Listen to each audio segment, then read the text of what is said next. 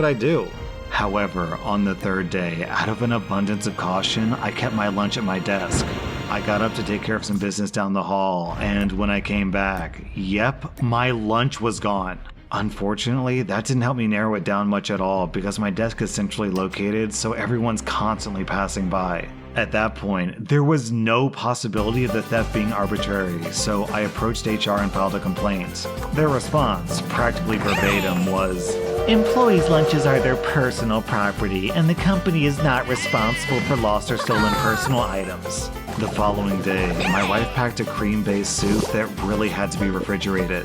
I passed by the break room to check on my lunch practically every 5 minutes, and somehow it still managed to disappear. I was irate at this point, so I returned to HR and really blew my top. The best they could do was send out a memo reminding everyone to check the name on your lunch when you remove it from the fridge. But they made it very clear that this was a routine memo and in no way related to my complaints, which were not their jurisdiction. Basically, they were trying to make it clear that it was my lunch, so my problem. The only suitable alternative in the building are these shrink-wrapped ham and cheese sandwiches from a vending machine. They've been marinating in the heat for God knows how long, and the bread is as stale as corkboard, and the meat is rancid, and there's gluey mayonnaise smushed in the center. It's a relic of the previous tenants, I'm pretty sure. I complained daily to my wife, but her idea was to only start bringing in a regular sandwich and apple to dissuade the thief and get him to move on to other lunches. I was so determined to prevent this low-life scum from downgrading the quality of my lunch that I hatched an elaborate plan. Then the pandemic hit, and I forgot all about this whole saga. I worked from home for a few months. Then we returned, and after quarantine, the lunch thief was the last thing on my mind. But I got to the break room the first day back, frustrated from having to wear a button-up and tie after months of working in pajamas, sore from my desk chair, and exhausted from small talk, only to find that my lunch was gone. I pretty much flew into a blind rage at that point. Especially seeing that stupid, worthless memo about checking the lunch bag names posted in the break room. I felt so helpless, hungry, and alone because it was me and my lunch against the world. I stormed out of the office, and I was determined to return the next day with a plan. So, I came in the following day with an empty lunch bag. I watched closely to make sure no one was watching, and I switched the contents of the HR person's lunch bag into my bag. So now, their lunch appeared to be my lunch. They packed a regular brown bag, so I discarded that, left, and I knew that this was a pretty big gamble because it was contingent on the theory that the thief was avoiding me while having lunch, but not anyone else. So this person would eat their lunch out in the open if there was no risk of bumping into me. So I made this big show of going around the office, telling everyone that I was headed out for a meeting and I wouldn't be back until 3 p.m. I even went to the trouble of moving my car to a parking space 2 streets over. Then I just sat in my car and worked remotely for several hours before sneaking back into the building up the back stairway. I then sat in the stairwell just outside the break room where you can hear people talking but can't be seen. And after about 20 to 30 minutes of waiting, I heard it. It was the sweetest sound that I would ever hear in that office. The HR person said, "What the heck, Kyle? That's my lunch." "No, it's not your name on the bag." "Give me that."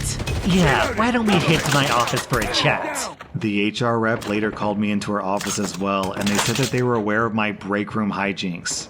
But it was obvious that the point still came across loud and clear.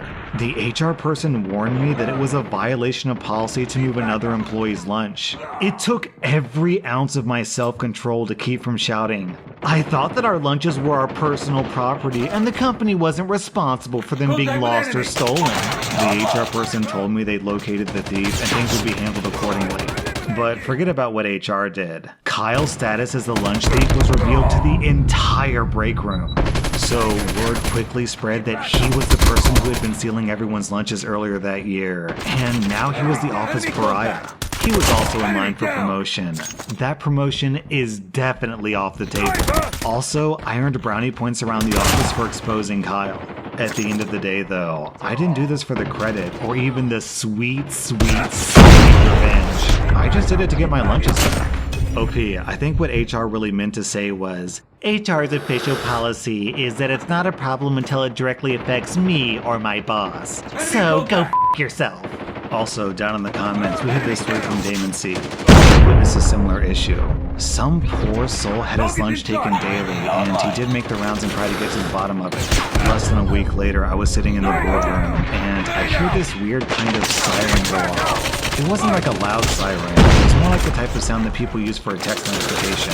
Not a second later, the lunch victim goes running across the office at full speed to confront the person making all the rackets. You see, the lunch victim took one of those modules from a greeting card and attached it to his Tupperware container.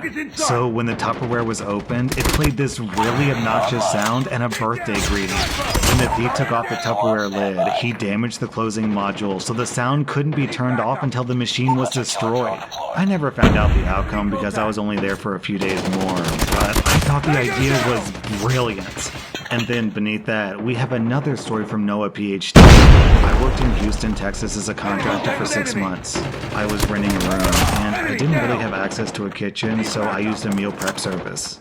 Needless to say, it was not cheap, but the food was very high quality. Also, unfortunately, the meals were packaged in transparent containers, so it was easy to see what the lunch was. Enter the lunch thief. I returned to work with a tiny bottle of purified croton oil. And for those of you who don't know, croton oil causes extreme diarrhea.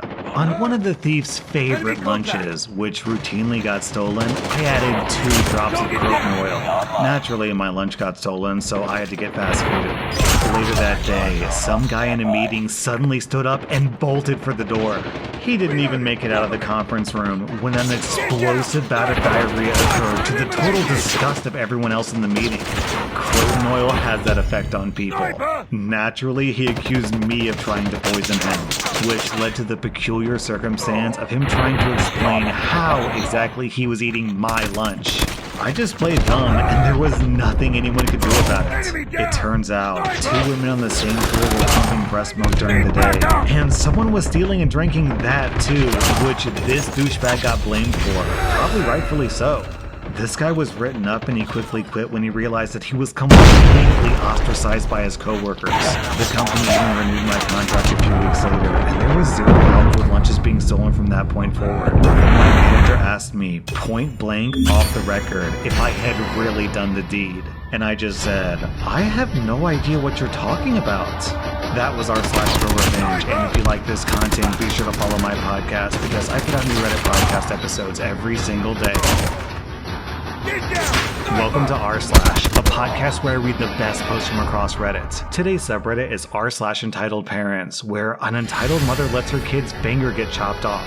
This podcast is supported by Anchor FM. If you've ever thought about starting your own podcast, then check out Anchor FM. Anchor FM is a free podcast platform that allows you to record and edit your podcast right from your phone or computer. I really can't recommend these guys enough. This is the podcast platform that I personally use. Once you've set up your podcast, Anchor FM will automatically distribute it to all other platforms like Spotify, Apple Podcasts, and others. It's super easy, super streamlined, and you can start making money immediately. Download the free Anchor app or go to anchor.fm to get started. Our next Reddit post is from Raichu Rose. My sister got married yesterday. Yay! However, the groom's aunt, Karen, was not a very pleasant guest. A little over a week ago, my sister got a text from Karen asking if her little girl, who's 8, could be the flower girl. The bride and groom have been engaged for over a year, and when they first got engaged, they asked the groom's niece to be the flower girl. Karen and her child live super far away from the groom's family, so they've only met the couple like twice. The groom's niece, however, is very close to my sister and her uncle. My sister was a little peeved that some woman she barely knows asked her to change her flower girl a week before her wedding. So obviously she said no, it's too late. A few days later, the bride gets another text from Karen saying that she bought a flower girl dress for her daughter and she's just so excited. The attached picture shows Karen's daughter wearing a white dress. Not a dress with white on it. No. This was a completely white dress with lace at the top and a white bow around the waist. It was trashy, but it wasn't the little girl's fault. The bride went from peeved to fairly irritated at this point. Then comes the wedding day. We already knew that Karen's daughter would be coming in white. Her mom's rude, whatever, let's just ignore them. But oh boy, we were not expecting Karen to be wearing a white lace dress. A grown woman in her 50s, not only demanding that her kid be in the wedding a week before the big day and buying her a white dress, but also wearing a white lace dress herself? I offered to accidentally spill red wine on the Karen, but my sister said that she was content with watching everyone else at the reception ignore her and talk trash about her. This is from Poggers. My stepdad was constantly buying Amazon products, and one time he got a small camera for free, which he promptly set up in the living room, and he told my mom about it, but not weird, right? Well, my mom thought that it was weird too, so she told me straight away. She said that, according to my stepdad, he wanted to catch me with boys in the house when they weren't there. Which, first off, doesn't make any sense because he never left the house because he was too fat. Secondly, he said that it was for home security, however, it wasn't aimed at any doors or windows, nor was it aimed at any area of the house that people could actually break into. It was solely pointing at the area of the sofa where I would always sit. We later found out by reading his text messages that he was sexually attracted to me, which was disgusting. That's when he realized that the real reason why he put the cameras up wasn't to catch me with boys. It was to catch me naked or topless if they ever went away and to spy on my phone messages. He had full control over the camera, and my mom couldn't see what he was recording. But we found out from the text messages that that's what he was using it for. Thankfully, since my mom told me about the camera, I was never caught in a compromising position. Luckily, my story has a happy ending. My stepdad died in April from COVID, and we haven't had a camera set up since then, so it feels great to have my privacy back. OP, that is mega creepy, and as awful as your dad is, I want to know, after your mom found out, why was she still with him? Our next Reddit post is from Captain Party Cat. My husband and I just had a baby. It was my birthday this weekend, and we were both exhausted, so we're keeping things pretty basic. Still, my husband insisted that I at least have a birthday balloon. Usually we decorate a little for each other's birthday, but this year we're foregoing that. So we go to a local card shop, and I choose a helium balloon in the shape of a llama. We tie the balloon to the baby frame and go outside, where we encounter a couple with their kid, who's maybe 4 to 5 years old. The child is holding a plain pink balloon. The kid sees my balloon and wants it, and she tries to grab it, but she can't reach the frame's handle. The mother then insists that we switch balloons because her kid clearly wants mine, but my baby is too young to even know what a balloon is. I said, "It's my birthday balloon," and the mother said, "Even better, you won't mind giving it to my child," as she grabs the string and moves to untie it. My husband, who's had enough, pushes the mother away and says, deadpan, "That's my llama balloon, bitch." The end. Down in the comments, I'm going to read this post from Tuna Tofu. Touch my llama, lose an arma. Our next Reddit post is from Tatterhood. My sister is married to a man whose mother is a stay-at-home mom. Even though my sister's husband is a full-grown man, his mom still tries to overparent him. She is also very opinionated about what everyone else should be doing. To keep the peace, most of my family just lets her get away with it. I do not. This greatly upsets her. So, back when our kids were in elementary school, we all lived in the same neighborhood. I'd go to my sister's for a visit, and afterwards we'd both walk to the school to pick them up at the end of the day. My sister's mother-in-law insisted on coming too. My sister didn't think that it was a hill worth dying on, so I just kept my mouth shut. One day, her overly critical highness decided that she didn't like my kid's coat, and that we needed to fix it. What she meant by that is that I would have to spend my money to buy another coat that met her approval. I love that coat on my kid, and I also didn't care at all about her preferences. So I told her there was just no need to talk about it. She kept harping on it constantly for almost a week, because apparently me saying things like, "I don't care if you like it or not," or "I'm not your kid, and even if I were, I'd still tell you to back off," were too vague for her to figure out that I was not going to be pushed around. I tried ignoring her, tried changing the subject, but she was just completely fixated. So finally, I turned around and told her flat out that I didn't give two shits what she liked, and that it was none of her business. We're not even related. She got pissed off and started poking me in the chest over and over while she said, "I don't care if you're related to me or not. You are my son's girlfriend's sister, and you will do what I tell you to." I warned her not to touch me again, and after that she started screaming and sobbing. And she would tell anyone who would listen that she was being harassed and threatened just because she was trying to be helpful. I just laughed and walked away. An hour later, I had over 20 calls and texts from people telling me to apologize to her to just keep the peace. Also, these people strongly suggested that maybe I should go buy another coat for my kids so I wouldn't upset her anymore. My sister's been with her husband for 25 years, so I have tons of stories about this woman. Like one about the time that my nephew and nieces couldn't come to my daughter's birthday party because I refused to invite her and my sister's boyfriend's... What? Because I refused to invite her and my sister's boyfriend's mother's nephew's son. OP, like, at that point, that's not even a family member. That's a complete and total stranger. Alright, let me think about this. Your sister's boyfriend's mother's nephew's son. So you got a sister's married to a guy. He has a mom. The mom has a sibling, a brother or a sister. That person has a kid, and then that person has a kid. Yeah, okay. That's a complete and total stranger at that point. OP continues. Or the time that my baby shower was canceled because I preferred to have my own friends as guests, instead of my sister's boyfriend's mother's mother plus sister-in-law. Wait, what? Instead of my sister's boyfriend's mother's mother plus mother-in-law and sister-in-laws, almost all of whom I'd never met. Or the time that there was a Royal Rumble elimination style verbal cage match of 1 against 12 because I decided to use my tax refund for dental care instead of a TV. Or the family blow up because I refused to give her half the bottles of shampoo that I'd bought for half price. OP, please tell more stories about this woman. Me and my brother's girlfriend's nephews, next door neighbors, aunts, pizza delivery driver would love to hear them.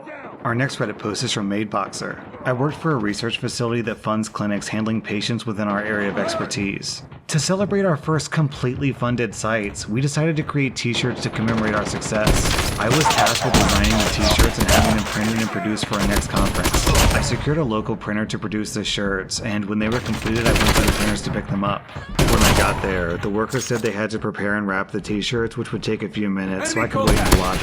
While I was waiting, a young woman and her 5-year-old son came in to pick up their order for t-shirts for a family reunion. The mother barely paid attention to the staff. When they told her to wait, she got on her phone and pretty much ignored her son, who was running all over the lobby, screaming at the top of his lungs. The kid then decided to run behind the counter towards the back where the printing machines were. The clerk at the counter tried to get the woman's attention, but she just ignored the worker and kept talking on her phone. The clerk did successfully get the kid to go back to the lobby, but the clerk was called to the back to pick up my package. The kid saw this as his chance and shot behind the counter and went running to the back. I thought that one of the staff members would catch him, but I guess they were just swamped with orders because apparently they didn't see the kid run past. By the time one of the workers spotted him, it was too late. There was a loud high-pitched scream and then crying, and there was loud commotion and everyone started screaming. Everyone except for the entitled parent who was still talking on her phone, oblivious to all the chaos. That's when another staff member came out carrying the kid and holding a bloody towel around the kid's hand, screaming at the receptionist to call 911. It was only then that the entitled parent turned around to see her son and screamed at the staff member, "What did you do to my son?" The staff member said that somehow the kid got into the back, ran up to one of the machines, and stuck his hand in between the hot blades and sliced off one of his fingers. The entitled parent started screaming at the staff members, berating them and threatening to sue them, while still ignoring her son, who was still in the staff member's arms, trying to stop the bleeding. That's when I, a nurse, came up to assess the situation and got something to slow down the bleeding and try to save the mostly severed finger. As the ambulance pulled up, the entitled parent was actually still talking on the phone, telling whomever she was talking to what had happened to her son. And she still hadn't checked on or even touched her son. The staff member gave the boy to the EMTs and they put him in the ambulance and took him to the hospital. This butthole of an entitled parent actually waited and demanded her package before she even attempted to follow the ambulance to the hospital. A month later, when I went back to the printer for another order of t-shirts, I had to ask if they had ever heard about what happened to the little boy. He did lose his finger, and the entitled mother was charged with neglect due to testimony from the shop staff. I didn't find out much more than that, but I do hope that the entitled parent didn't regain custody of that poor kid. Oh man, this reminds me of a story that my dad told me. Okay, I feel like I should put a disclaimer on this next story. I have a personal story to tell, and this story involves a kid having an even worse accident than the kid who got his finger cut off. So when he was a kid, there was this one other kid on the school bus that he rode on, and this kid would always stick his hand and like part of his body out the window of the school bus. The school bus driver constantly told the kid not to do it. The kid would just keep doing it. And then one day, the school bus drove too close to a telephone pole, and the telephone pole hit the kid's arm. My dad said that the kid's arm looked like a bloody, limp noodle. Our next Reddit post is from German Big Guy. So this story is about my neighbor. My girlfriend and I live in a building with a bunch of apartments. Our apartment isn't that big, but it has a huge balcony. And due to the current heat wave, we practically live on our balcony. Our next door neighbor's balcony is directly next to ours. There's only a 50-centimeter gap between them. A family lives next door, and the husband seems fine. He works a lot, he greets me in the hallway, and he doesn't call the cops or the landlord when people are loud. He talks to them first. He's a good man. His wife, however, is the total opposite. She's a complete stay-at-home momby. Her kids are okay, I guess. She has a daughter in elementary school and a boy in like 7th or 8th grade. So yeah, I never really had problems with this family until this week. My girlfriend adores our balcony because we didn't have a balcony at our old place. She grows flowers, tomatoes, and strawberries on our balcony, and she enjoys sunbathing. And since it's really hot and sunny right now, she sunbathes a lot. I should also point out that she sunbathes in a bikini. Also, she undoes her bikini top when she lays on her stomach, never on her back, because our other neighbor is kind of an old creep. So a few days ago I came back from work and I met my momby neighbor in the hallway. It started with the usual small talk, but then the tone shifted. She told me to get my girlfriend in line because she was exposing herself and her son is distracted. I just shrugged it off and walked past her. After nearly 10 hours of dealing with stupid people at work, I wasn't in the mood for her garbage. I then told my girlfriend, and she just laughed about it.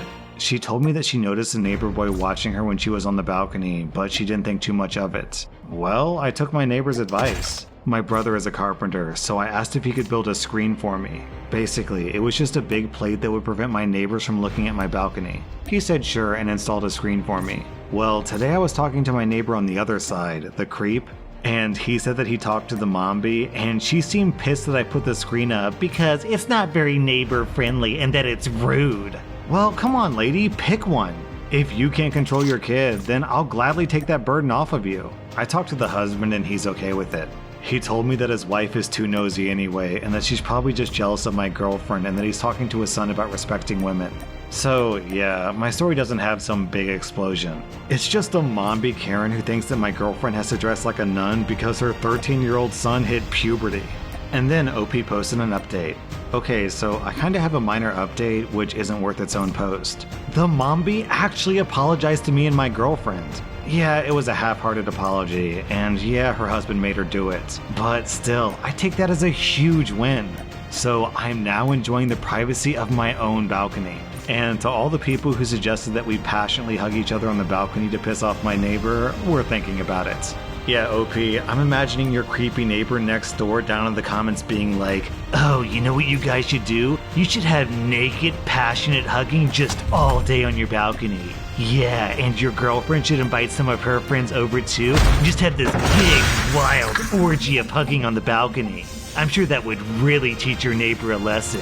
That was r/entitled parents, and if you like this content, be sure to follow my podcast because I put out new Reddit podcast episodes every single day. Welcome to r/, a podcast where I read the best posts from across Reddit. Today's subreddit is r/choosing beggars, where apparently everyone wants to steal your nuts. This podcast is supported by Anchor FM. If you've ever thought about starting your own podcast, then check out Anchor FM. Anchor FM is a free podcast platform that allows you to record and edit your podcast right from your phone or computer. I really can't recommend these guys enough. This is the podcast platform that I personally use. Once you've set up your podcast, Anchor FM will automatically distribute it to all other platforms like Spotify, Apple Podcasts, and others. It's super easy, super streamlined, and you can start making money immediately. Download the free Anchor app and go to anchor.fm to get started. Hey girly. Blank said that you and Blank were going to be house sitting and animal watching. First of all, thank you. I just wanted to let you know that we had a few rules and requests. 1. Please be here at 6:30 a.m. sharp for the first feeding, 12 p.m. sharp for lunch, and 5:30 p.m. sharp for dinner. 2. Please clean up around the food and water areas after each feeding. Make sure you stay until they finish eating. The cat can sometimes take a while, so be mindful of that. 3. 15 minutes after feeding concludes, please take the dogs out individually for personal playtime. 4. During playtime, if they defecate, please pick up the remains. We're trying to keep the backyard clean. 5. Each of the pups will need an individual walking each evening. 6. Please message me or Blank at the conclusion of each trip and let us know if anything went wrong. Thanks again. We wish that we could compensate you, but we went all out on this Caribbean trip and we're on a tight budget right now. Down in the comments, OP clarifies that she ended up backing out of this offer. So they ended up having to just fork over money to board their pets. Whoops, maybe you should have just paid OP. On this next post, an artist posts this to Twitter. Don't do this to artists, y'all. Notice how they suddenly disliked my art after they found out how much it costs. Then OP posts screenshots of their conversation. Hi, I would like to buy some art of my persona from you. I want him to be in a forest with autumn leaves with the whole character showing with a nice pose. I can give you $15. Hello, I do offer that kind of work, but not for that price. My prices are listed on my price sheet in my most recent post. Are you serious? Okay, how much? For a fully detailed full body image with a background, that would be $40. I can give you $20. I don't haggle with my art pricing. These are set prices.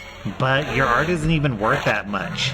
I wouldn't pay $40 for one picture, so do you want to make money or not? I can take my money elsewhere. You can if you'd like. I think that my art is worth that much, and the artists decide their own pricing.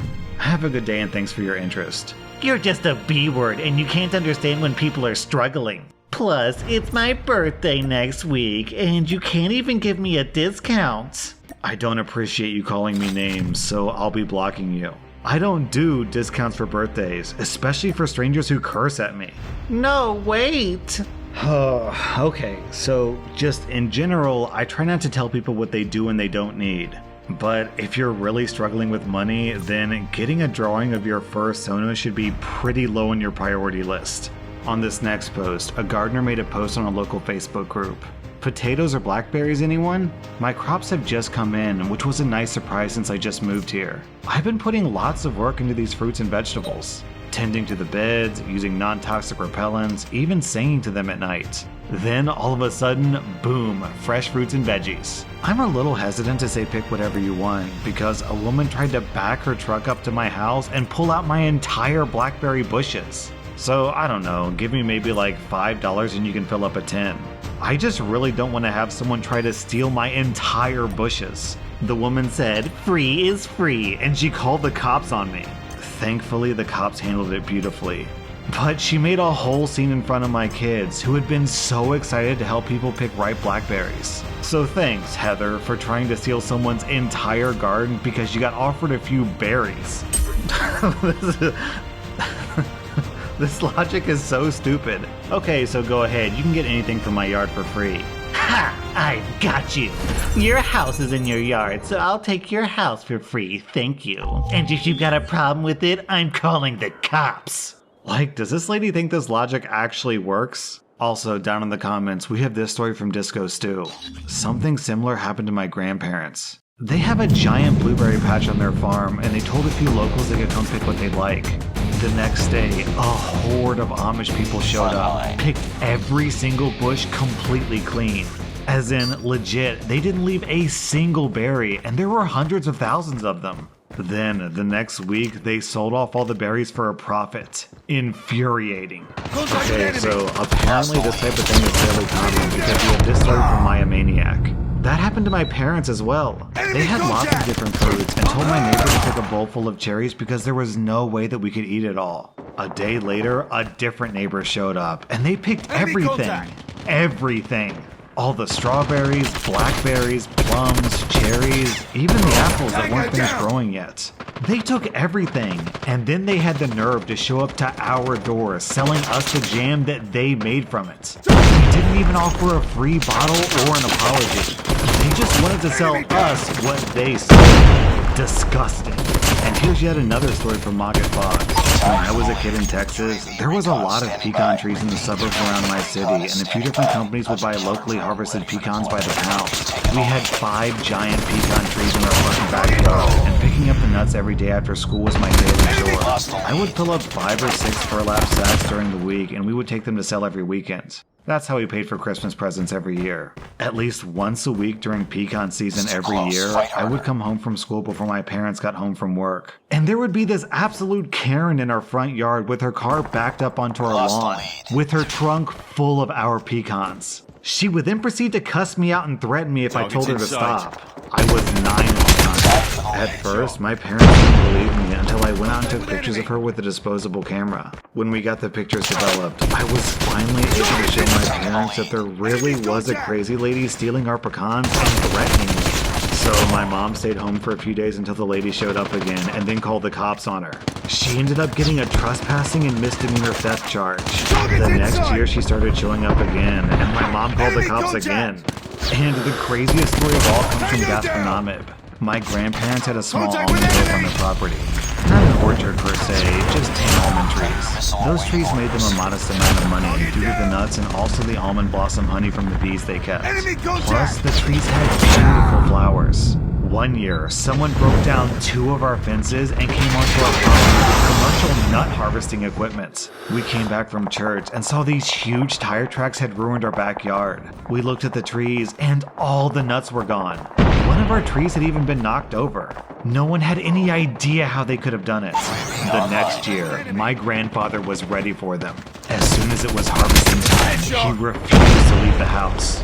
When a dude came out to scout the trees, my grandpa held him at gunpoint until the cops got there. That same year, a gang of folks were all arrested for a major nut theft operation, and the dude my grandfather stood down with a shotgun was one of them. As an amusing addition to this story, my grandfather went to the police auction of the nut thieves' equipment. He paid something like $500 for a $15,000 nut harvesting vehicle. So at least he kinda sorta got some of the money back that he lost that year. I know this sounds crazy, but actually major nut theft operations are super common. I mean, just think about it, guys. Every time you do the nasty with a girl, she's staging a major nut theft operation. Will you take $80? Sorry, this item is essentially new. It was open but never used, and retail is going for $250. So $125 is already a great deal. My price is firm, and people's interest in this item is already high. All I have is $50. Can't you please cut me a break? I'm a single mother of 3 kids. Well, you're definitely not a mathematician. F you, prick! Lady, if all you have is $50, then why did you open offering $80? Honestly, I think that it was probably all a ploy. The second OP agreed to $80, she probably would have pulled the whole, "Oh, but I'm a single mom, give me a discount," or whatever. Or, even more likely, she would have showed up to the agreed upon meeting spot and then just pretended to have only brought $50. Kinda like this story from Changing813 down in the comments. That's what happened to me. I was selling a game system and we agreed on $50. We go to the meetup location. She wanted to check to make sure the game system worked, and it did. Then she handed me $40 and asked if I would go lower. I said no, we agreed on $50. She made this big show of finding $10 more scrounged up from various places in her purse. Like she thought that I would be annoyed and just say whatever. Nope, I just stood there waiting while she searched. On this next post, Karen went to pick up a free Thanksgiving dinner. Review 1 star. What a disappointing disaster. We arrived 2 hours early and we were only the 4th car in line for the free turkey and fixings this year. We didn't get a pie, we didn't receive any bread, and we didn't